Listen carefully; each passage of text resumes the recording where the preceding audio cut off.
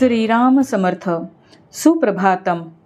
हिंदू जागृती न्यास आणि श्री घंटाळी मंदिर संस्थांच्या प्रभातेमनी या कार्यक्रमात अमृतापाध्येचा सस्नेह नमस्कार. श्री ब्रह्मचैतन्य महाराज गोंदवलेकर प्रवचन. 18 एप्रिल. संत विषयात देव पाहतात, आपण देवात विषय पाहतो. प्रत्येकजण भक्ती करतच असतो, कारण व्यापक दृष्टीने पाहिले तर भक्ती म्हणजे आवड. परमार्थात भक्ती म्हणजे परमात्म्याची आवड असा अर्थ आहे. सर्वांना विषयाची आवड असते, तेव्हा सर्व लोक एक परीने विषयाची भक्तीच करत असतात. विषयाची आवड ही देहबुद्धीला धरून देहबुद्धी वाढवणारी आणि स्वार्थी असते. ही कमी झाल्याशिवाय परमात्म्याची आवड म्हणजे भक्ती उपजणे शक्य नाही. याकरता भक्ती मार्गातली पहिली पायरी म्हटली म्हणजे मोबदल्यारहित निष्काम निस्वार्थी परमात्मा स्मरण करणे, आणि शेवटची पायरी म्हणजे आपण स्वतःला विसरणे, देहबुद्धी विगलित होणे ही होय. देहरक्षण परमात्म्या प्राप्ती करताच करावे. केवळ विषय सेवना करताच जगणे असेल तर त्यापेक्षा मेलेले काय वाईट.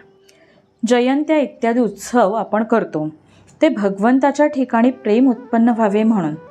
मुळात प्रेम नसेल तर ज्याच्यावर प्रेम असते त्याला आपण उपचार करतो. तो उपचार करून प्रेम आणायचे असते. प्रेम आणि उपचार यांचा अन्योन्य संबंध असतो. या उपचाराने भगवंतांशी संबंध वाढतो आणि त्यामुळे भगवंतावरचे प्रेमही वाढते. आई आपल्या लहान मुलाला दागिने वगैरे घालते. त्याचे त्या लहान मुलाला काही सुख नसते, उलट थोडे दुःखच वाटते, पण त्यामुळे त्या आईला बरे वाटते म्हणून ती तसे करते.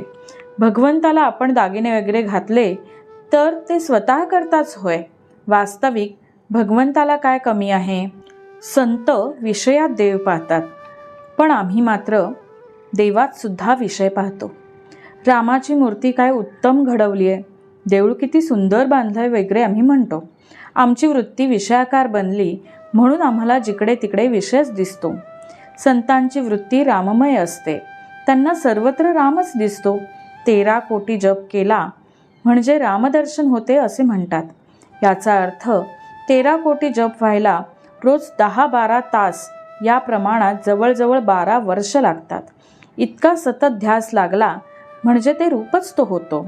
नाम कधीच वाया जात नाही.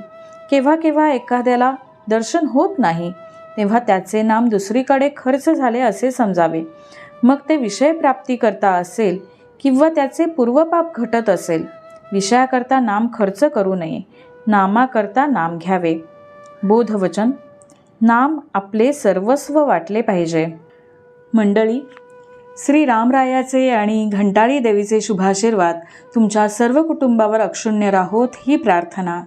जानकी जीवन स्मरण. जय जय राम.